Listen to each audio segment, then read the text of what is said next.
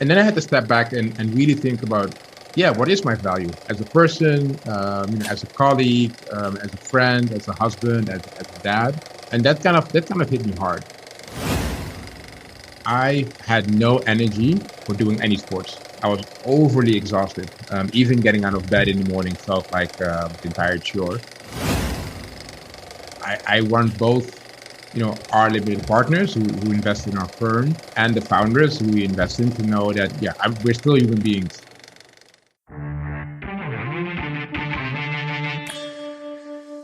Today, we're talking to Michael Lints, who shows us that the mental and emotional well-being challenges we discuss on Naked can affect anybody in our weird and wonderful universe. Michael is a Dutch-born, Singapore-based VC who caused a bit of a stir when he described in a blog post his experiences after COVID-19 hit last year. What do you do with all your time when you're not running from meeting to meeting, when you're not flying around the world all the time? Michael talks about feeling empty once the intensity of the day-to-day was taken away, questioning his value, trying to figure out what this is all about. He had already established a practice of introspection through journaling from an early age, and this allowed him to dig deep, trying to understand what's happening and be very candid with himself. But there were also external signals, be it realizing that he was more prone to injuring himself whilst exercising or drinking more to compensate. It took some deep and candid conversations with those close to him and a conscious effort to change his habits to come out of that dark place, going for walks, appreciating stillness, and bringing music back into his life. Michael, the VC, shares with us how it's not all about the numbers, how you build a stronger relationship with the founders in your portfolio by leading with vulnerability.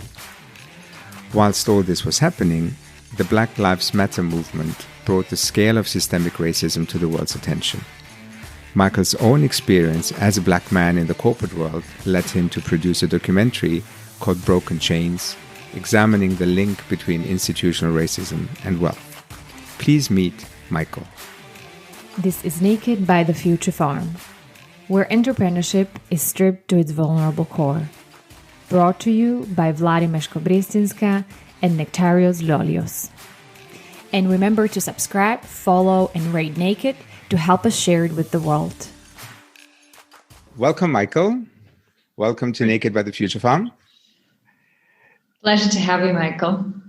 Thank you for joining us from Singapore, which is, I think you're our first guest who lives in Singapore.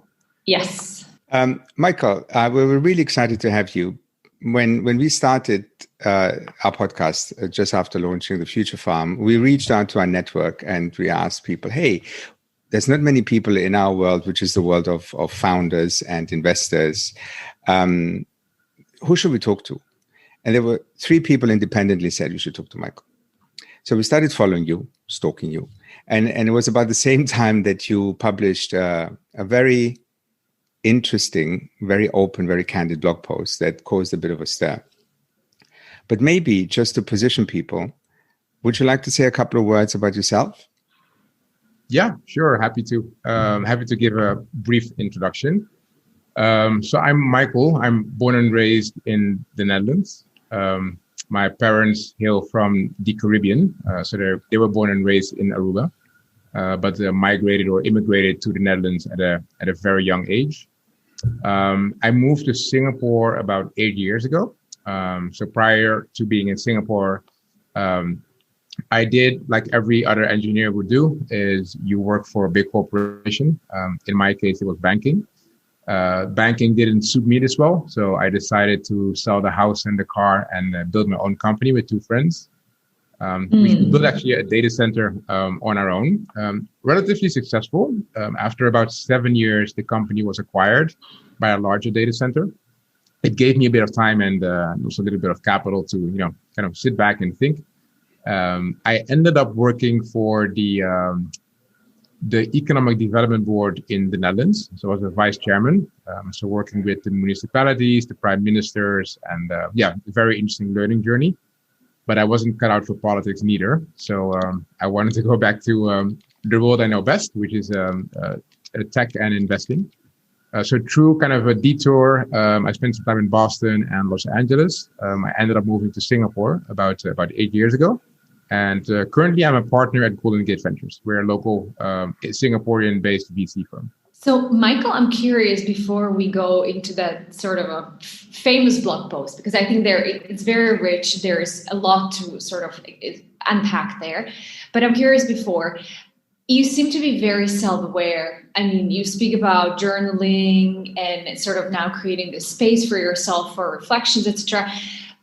Has it always been like this? Where does it come from when you reflect on that journey of yours? One is I've never thought about this, so that's a good question. I do feel that in my younger days, so my father was big on martial arts. He used to practice kung fu and karate. So I wanted to follow in his footsteps. So hence I've been doing karate for about 15 years in my younger life. And a big part of martial arts was meditation and also self-reflection. And my guess is, I have to analyze a little bit deeper, but my guess is that the fundamentals from journaling, reflecting, meditating, taking time for myself, I think comes from that era when I was doing martial arts. That's my guess, my best guess. Yeah, I could very much imagine so that it's been a nurturing environment for that in some indirect way, right? Rather than like take this journaling course, etc., etc. And have like as a tool. So you used it across the journey. Were there times? Can you sort of reflect on the times as you've been transitioning through different chapters of life, becoming an entrepreneur? Have you used it in more sort of intense way? Was it something as your major support system? For me, it's always been natural. It's almost kind of a second nature. The one thing my wife gets most upset about is I buy a new journaling book like every other week.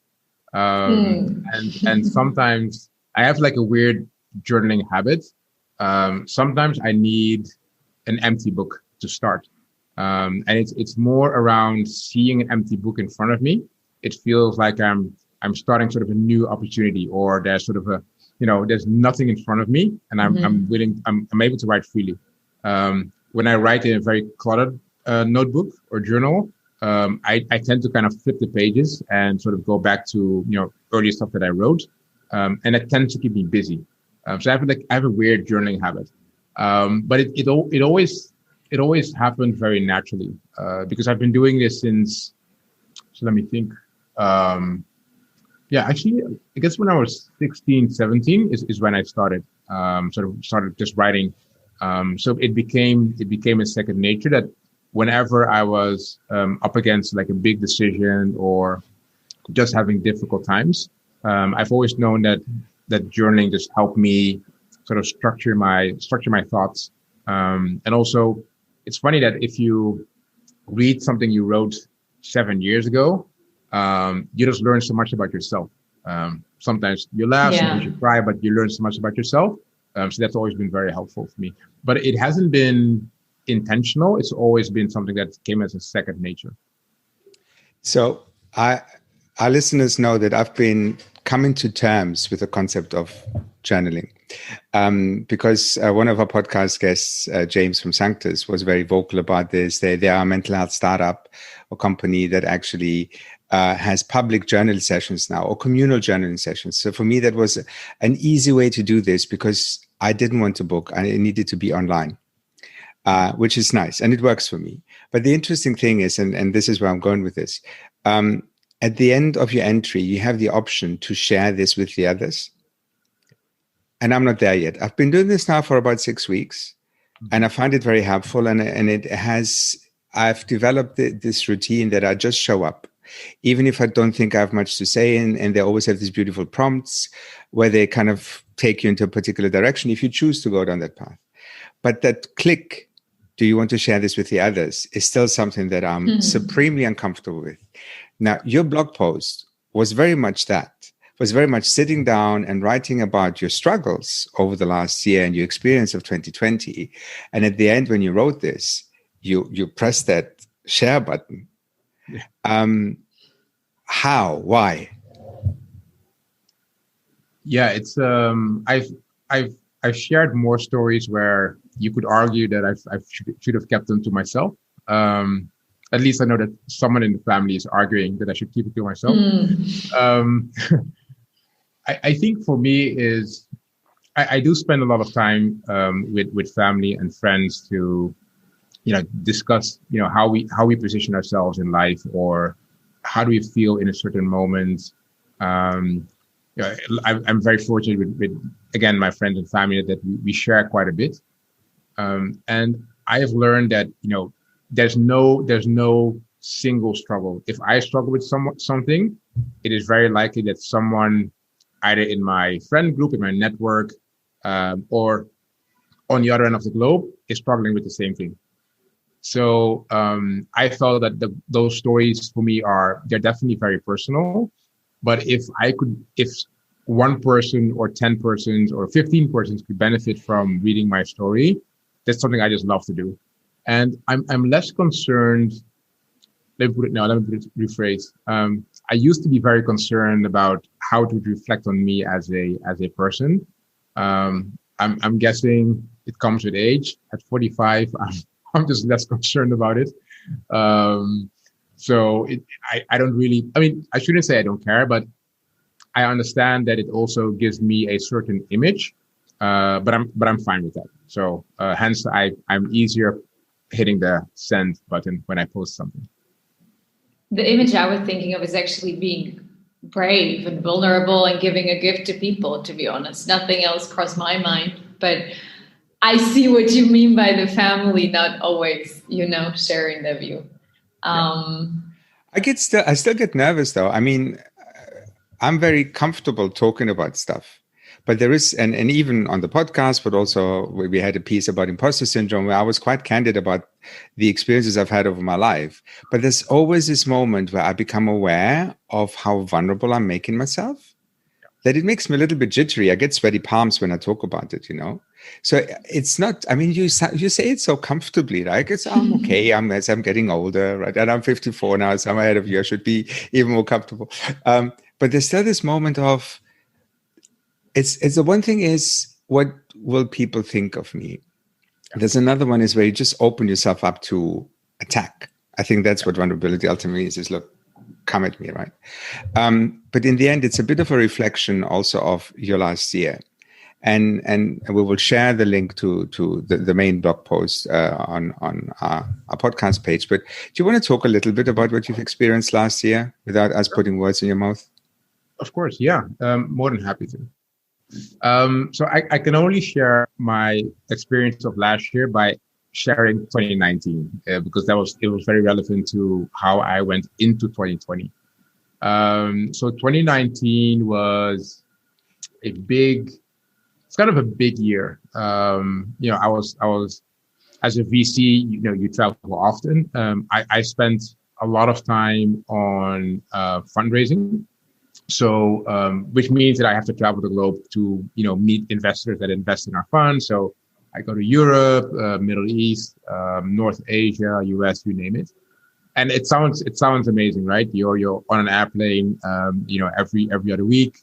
You see all the fancy Instagram posts of going into a meeting and being midair and traveling to Abu Dhabi. But there was a downside to it. But I only noticed the downside in 2020. I think on average, if the numbers is about correct, I think I had about 80 flights in 2019. So I had no time to sit still, reflect, other than on the airplane. Funny thing is, I used my flights for journaling. So I wrote down a bunch of stuff when I was flying around.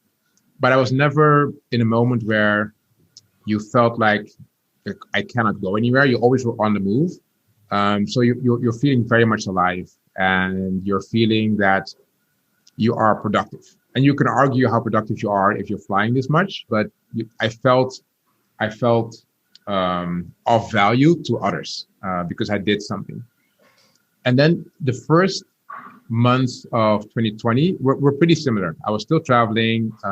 My very last flight, remember to this day, is March 3rd, 2020, flying back from Vietnam to Singapore. And the moment I'd say COVID-19 hit and it became a reality for us. This was around April. And I was still sort of in denial. Like, okay, this is going to last for about 2 months. July, we're going to be back to normal, and it's sort of business is going back to normal. So I didn't prepare myself for, a long year, sitting at home, working from home, having an entirely different schedule. The one thing I noticed in June and even more in July is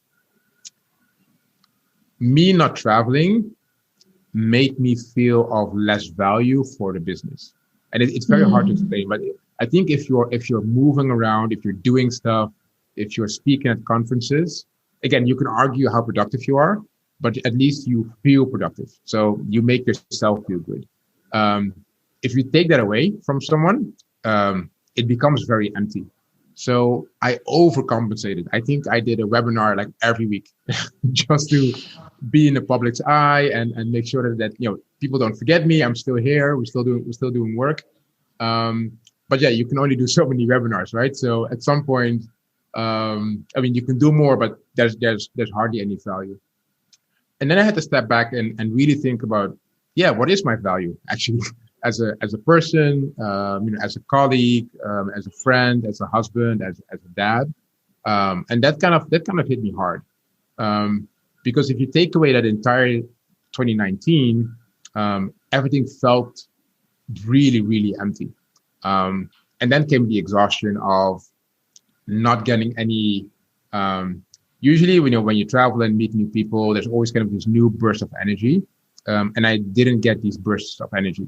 And I've noticed it with my friends, with myself. And that became a point where I was like, oh man, this is really, really tough. And I have no idea how to get through this or how to break through this. So I think writing again has been very, very helpful. I think initially, I wrote it in the post as well. Like I noticed that having a drink started earlier and earlier. It used to be around 5, 6 p.m. Then it was like 3 p.m. And then like at lunch, might as well have a glass of wine with lunch as well. So it started earlier and earlier. But this was basically to kind of numb the feeling, and it was nothing else.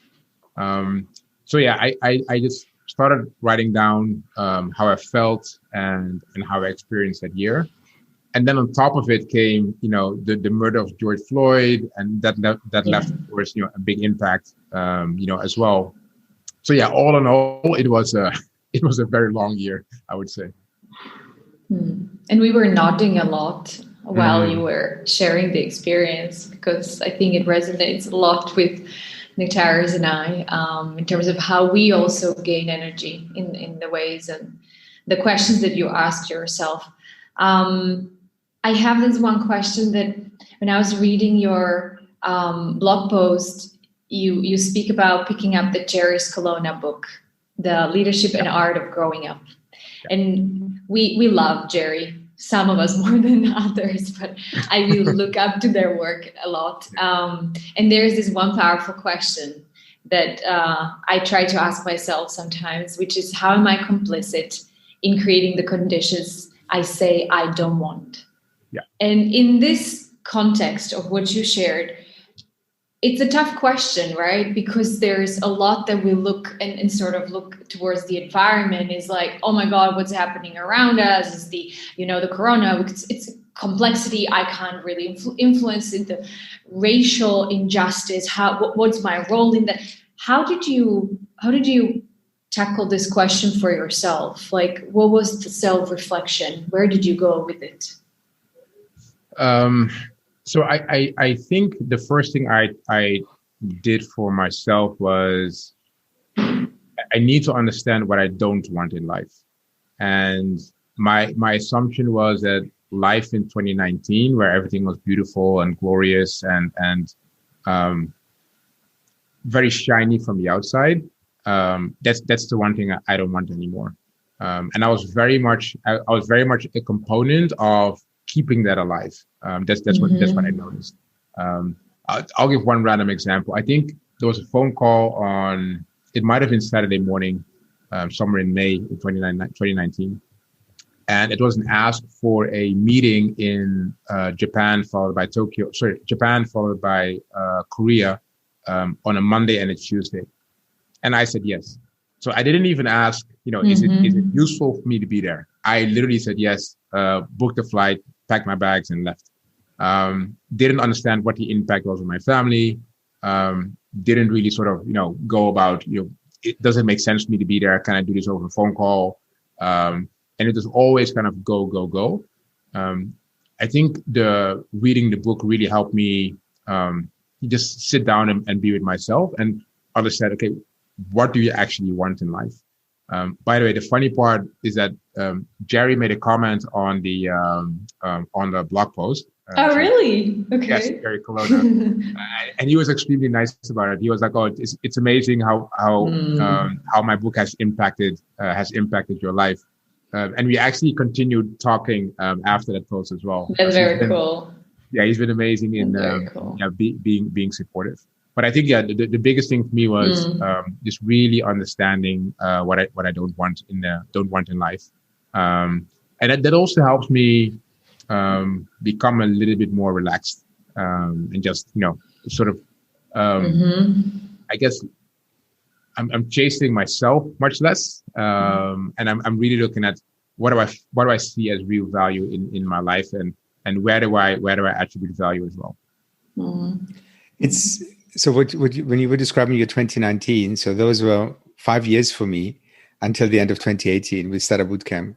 So flying to Mexico to do a half-hour speech and then flying back, or doing Mexico, Mumbai, and Melbourne in one trip.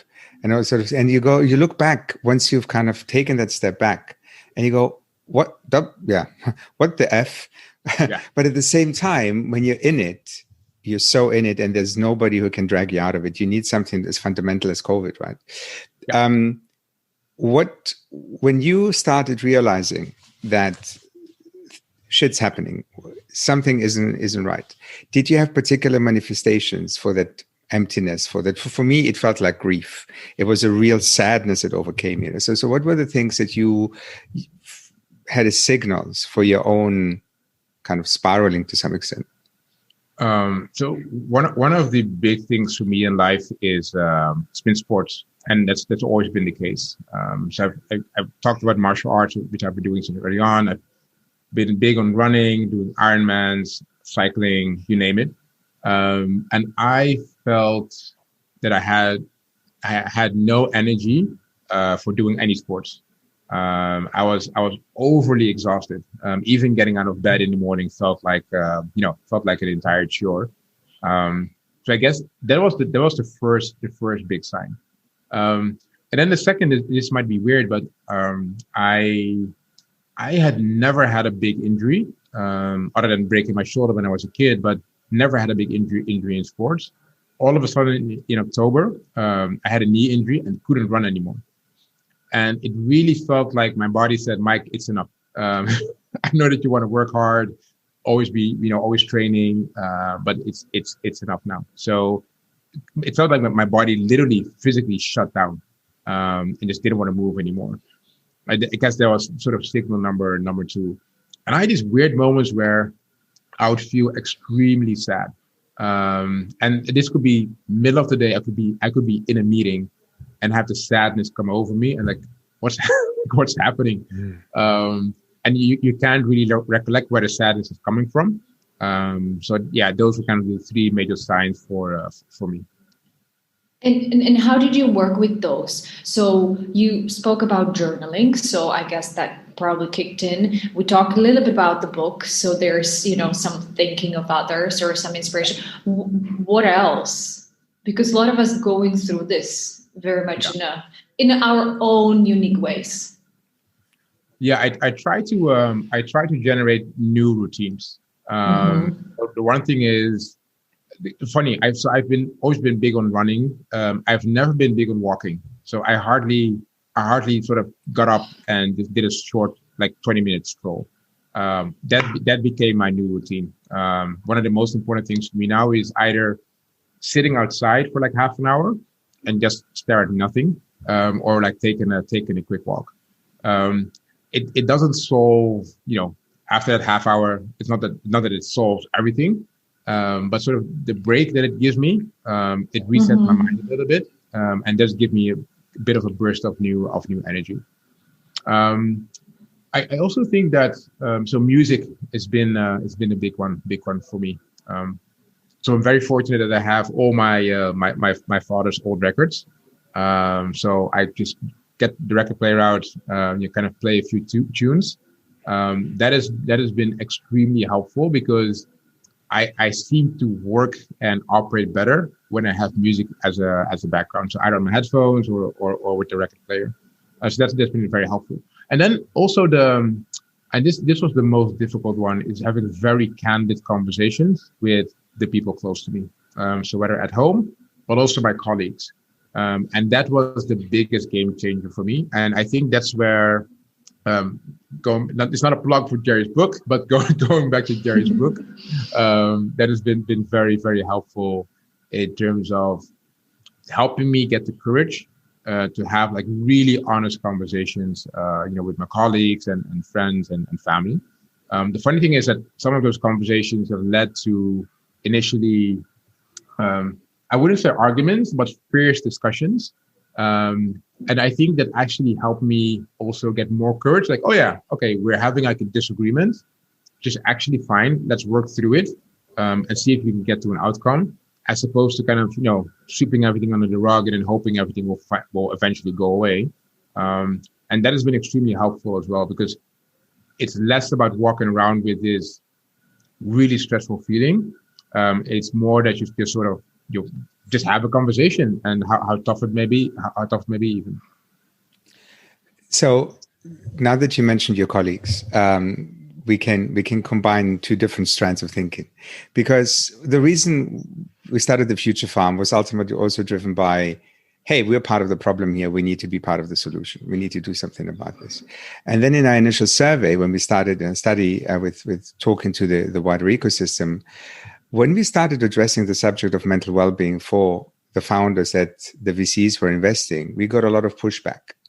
We got everything from there is no problem to there might be a problem where we don't care, all the way to the very select few said, actually, yeah, we are part of the problem. We should do something about it, right? Now, you have now, the way you talk, we could be easily be talking to a founder of a startup, right? To talk to my co-founders or my peers, right? But at the same time, I'm very mindful the people you were talking to were also investors who have a slightly different lens. Do you feel that there is a different way of thinking and looking at the world and looking at mental well-being as an investor than anybody else?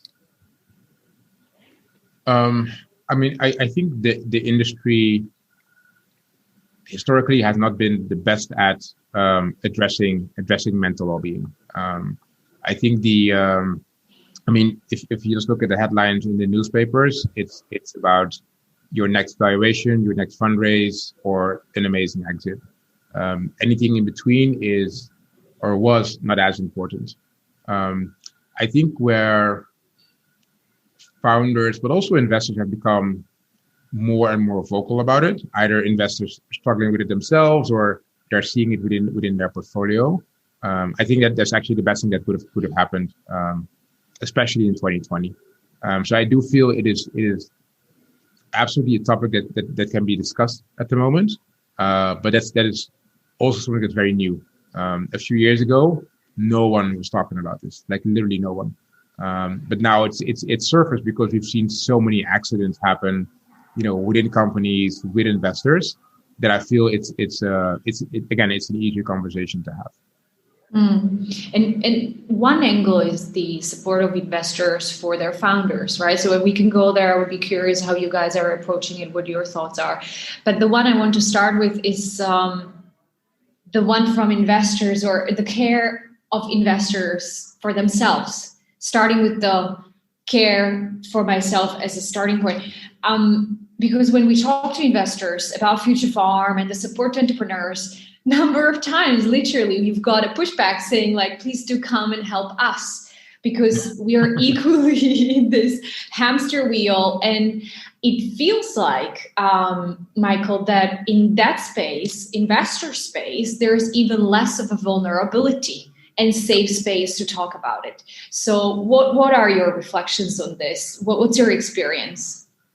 Yeah, I would agree. And it's definitely one of the reasons why I'm a bit more open to hitting that send button to kind of our earlier discussion, because I want both, our limited partners who invest in our firm, and the founders who we invest in, to know that, we're still human beings. And you're human.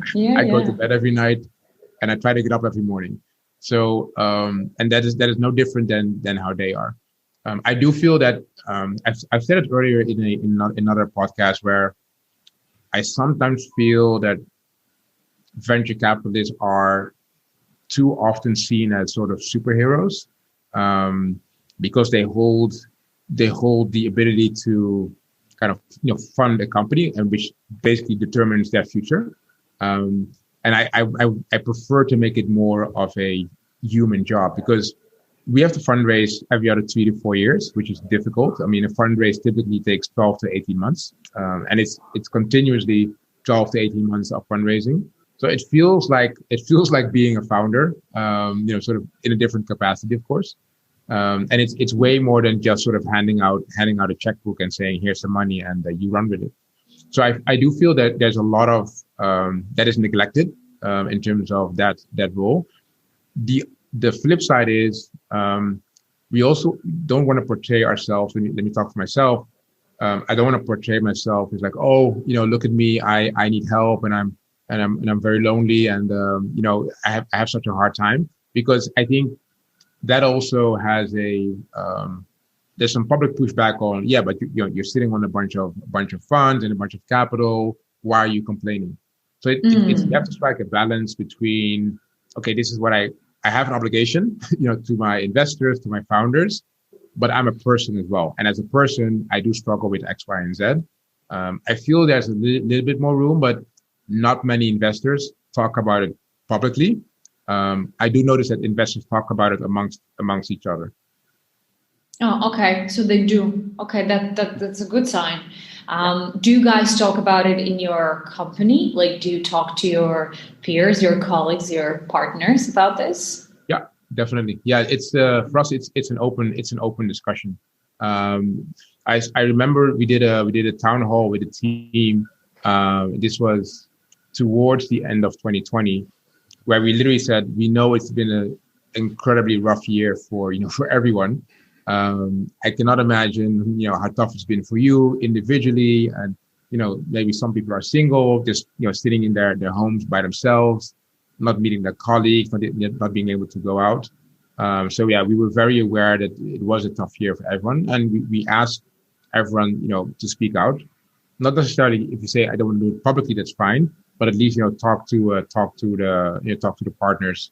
And we said we're willing to help in any case. If you need some time off, please take some time off to decompress. If you need coaching, let us know. We're happy to help with coaching as well. So I'm very happy. It's a topic of discussion within our team. This reminds me a little bit of one of our first podcast guests, who was a founder. And she was telling us how, when she was going through the process, the last thing she wanted to do was talk to her team. And she had a coach who encouraged her to actually open up. And she said, the moment I actually showed that vulnerability to the people working for me, it changed the whole company, because now suddenly people were actually more comfortable. And therefore, there was a productivity increase, if you want to phrase it like that. But there's still a lot of people who are so scared about opening up. There was a founder recently that I was talking to who actually said to his main investor, I'm really struggling. And she said to him, I don't care. I've invested $250,000 in you. Just get on with it. Right. So there is still this disconnect. So what you're describing is wonderful and it's encouraging, but it's still a very small number of people who think like you and talk as openly about this. There's an element of activism in what you do, I think. And that's how it feels like. It's one of the first within that community to go out and say, you know what, this isn't easy for all of us. And we have a role to play in this, which I think is very encouraging. Yeah, my fear is always that when actually money becomes the biggest driver, or the investment becomes the biggest driver, it's not about the company, it's not about the people. It tends to be, I want to focus on the money, and I just haven't seen any good outcome come from that. I think it's always a combination of, the people in the company, the founding team, the stakeholders that you work with. I think it's so important to kind of keep an eye on that always. And it doesn't matter whether your company is performing amazingly well, or it's going through difficult times. The funny thing is, I've noticed that you always have more conversations when a company is going through a difficult time. And those conversations all of a sudden become much easier when there's a lot of trust between the investors and the founders. And that's a huge benefit. I think if you are of the kind of train of thought that you say, okay, here's some money, shut up and just work. I think that founder is not going to be open to you when there is an issue, and you might find out when it's too late. I'd rather find out when we can still kind of work on it and maybe even help the problem. So I think, don't want to advise those investors, but I would say those investors should really kind of relook how they work with their investee companies, because again, that trust in that relationship will benefit you so much more over time. So something to rethink, I would say. Yeah, and Michael, thank you for saying this, and I actually feel like it's so important that we put this message out there, because really one of the key stressors, and we see it in everyday conversation with founders who are venture-backed, investor-backed, that they see investors and this relationship very often as not a safe space. It is the space it is the stressor that creates that pressure on their mental, emotional well-being. So I want to dig a little deeper into understanding. So let's say if I'm an early stage investor, I'm new in the space, I want to learn from your good example or from your experience simply. How can I show up to my founders group so that I harness that safe place of safety, that I can actually make them also understand that we value the fact that their mental and emotional well-being is very important and is key for them to invest into. So how do I show up? So I think the most important thing, at least in my personal experience, what I've seen is having conversations with the founder that you invest in, not about the business. So it takes some time apart to say, okay, we'll not talk about numbers today. Let's talk about your journey so far, or let's talk about the insecurities that you're facing. I feel that those conversations can be extremely helpful, and it's literally just having a glass of water or coffee and just sit down and just talk. If a founder has kids, you ask him or her, like, how's the family doing? How are you coping with running the business and also having kids? How do you spend your time? Just have a conversation that is not about the business. So there's two benefits to it. One is you just get to know the person a little bit better, and just know more of their motivations and their drivers. And then second is, again, if they open up more, the moment there's an issue, they'll call you sooner than anyone else. And I really think that's, as an investor, that's a skill to have. One more thing.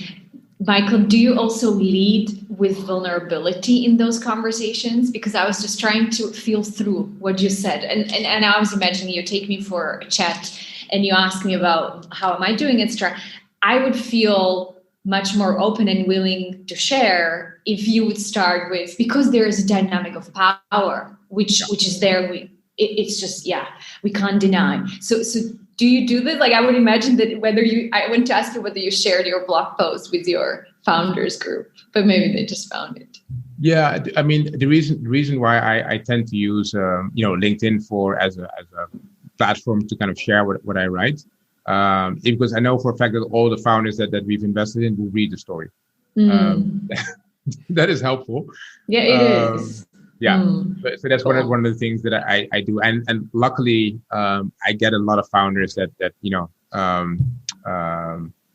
reach out to me and then ask like, hey, I saw your post, would love to talk about it. There's some elements in it that I've seen in my own life. How do you cope with this? So it does help to have that conversation. Apart from all the work you do with Golden Gate, we've seen recently that you started also posting something about a very different project. You did mention George Floyd earlier and how this also impacted you last year. Tell us a bit more about this new project, about the movie that you've actually been working on. Yeah, so I'm going to start by saying that I'm not a movie expert. I didn't plan to be part of a documentary, nor co-produce one. But yeah, here we are. So, I think after George Floyd, but there were earlier instances as well. There's been a lot of conversations with friends, but also colleagues, and a lot of people ask me, hey, how do you feel? And are you okay? I think it's hard to kind of see those images and then talk about it. So I just usually I'll give my opinion, and sometimes I'll share what I've gone through personally. But there was a point, and I remember this being end of May last year, where there was like so many, and you go into a rabbit hole, right? You read one Facebook post, and then you read the comments, and then you read more comments, then you comment, and then there's like 1,000 other comments, and it leads to nothing. It only leads to 100 people being very upset, not agreeing and not listening to each other's points. And then the second thing that happened was one of my friends, well, two friends actually, one of my friends mentioned that he couldn't imagine that I would have had racism as part of my life, because he said, you're a successful VC, why would you start complaining about racism? It's not a part of your daily life. And the second was like a larger discussion around all lives matter versus Black Lives Matter, and what is the difference? And those discussions were extremely exhausting. And I felt like I want to write it down for myself initially, because I really, really wanted to try and channel my own feelings. And I shared it with a few of my friends, just a handful, seven or eight friends. And everyone said, "Oh my goodness, you should publish this. This is an article that people need to read." So we wrote the entire thing because it was way too raw, and ended up sharing it in June. I did not expect that so many people would actually read it. I've literally had hundreds of WhatsApp messages and phone calls, like, "Hey, are you okay? And we should talk about this. And how can I support?" But yeah, the most important phone call was Aaron, who said, "Hey, Mike, we should make a documentary about this." And I said, "Dude, I'm in Singapore. What do you want me to do?" And I said, "We shouldn't make a documentary about me. It should actually be about, one is institutional racism. And then two, one of the bigger issues that I've seen kind of historically is with race and wealth. It's very hard for people of color to kind of, pass over wealth generation over generation. And I think it's been the cause of a lot of larger issues in education and in health and in leadership, etc. So I said, why don't we try and find, 10 to 15 amazing people around the globe that have an opinion about this and expertise in this. So people from the academic field, government, investors, entrepreneurs. And funny enough, most people that we called said yes. They said, this is an amazing project. Let's do it. So yeah, a few months later, and we're now producing a documentary that talks about the racial wealth gap. The most insane thing is that we, I just have to share this. So someone asked me like, hey, where's the poster for the documentary? Because I want to share it with a few friends. And this goes to show that I know nothing about making a film or a documentary. And I was like, what poster? And they were like, no, you need to have a poster. Have you seen a movie being announced without a movie poster? I'm like, oh yeah. So we got to work. This is how you wing it. Yeah. Yeah, and literally. And the funny thing is, so we literally made that poster within, I think, 6 hours. We got everyone together, pulled it off. And then we sent the post to a few friends in the movie business, and they were like, "Oh my goodness, this is so powerful! Who made this?" So I think, I haven't told them yet that we made it. But I love this. It's very encouraging, by the way, for many of us. Yeah, so it feels like a startup. It really feels like running a startup, and we're hoping to launch the documentary in June this year. What's your ambition with it? Because one of the things I said to Nektarios before we were chatting, I was like, I looked at this documentary and I was like, we should do something like this for entrepreneurs in mental health. So you are truly inspiring in that sense. What's your ambition with it, and how do you look on the power of the narrative and storytelling to move the needle for a cause? So the most important thing that we're trying to do is to not point a finger. But we try to look forward and see how we can enable change. That's the hope for the documentary. So that's the first part, and it allows us to build a platform that people have attention for the topic. So with initiatives in London, hopefully in France, here in Asia, and in the US, that will showcase those initiatives that are addressing this racial wealth gap, and that we are actually giving them a platform to help them with fundraising, building partnerships, getting connections to education, government. So it's more than just a documentary. Hopefully after we showcase the documentary, it will live on as a platform where initiatives that are addressing this issue, they find a home, and then at least we can help them on whatever they need in terms of connections and partnerships and fundraising as well. No, this is very inspiring. I think for not just Nektarios and I and our Future Farm team, but for a lot of people out there who have their own causes that they dedicated sort of their life to. I wrote it down now, which I liked, which was about not pointing the finger, but showing how can you enable a change. Yeah. That resonated with me a lot. It's funny because I also picked up on that, Mike. And for me, excuse me, for me, it was actually a little bit, I think with the work we do on mental well-being for entrepreneurs, I'm quite keen to do some finger pointing. I think we're not at the point yet where it's all about change. I think some people need to be called to task, because I still get really angry when I hear those VCs, for instance, who say it's not my problem. Entrepreneurs are fundamentally flawed. It's part of the game. Or if you hear people in the ecosystem still glamorizing this clearly not realistic image of entrepreneurship. And that because it's also exclusive, right? It's also, it keeps people from entering that space because they have a family, or because they're a single mother, because they have all these, they tick all these boxes that a VC would instantly reject without even giving them a chance. So there is an element of inequality that it's great if you can address it with a positive reflection and a positive image of the way forward. But I still have this fist in my pocket, this clenched fist where I go, we need to also just shout a little bit louder about what's not working, because people just don't know. Sorry. Yeah, I think it's a fair point. I think the education part is crucial. I do feel that you're able to showcase where the cause is and where improvement is needed, without pushing someone in the corner. So I think it's also around really, wrapping the message and just making sure that no one feels back, because I think the moment that happens, they're less likely to listen to your story anyway. So it's a bit of a balance, and you need to do. Yeah, no, this resonates a lot. Michael, thank you so much. I wish we would have more of Michaels around the world, as an investor or just as a human being, because very much enjoy the conversation.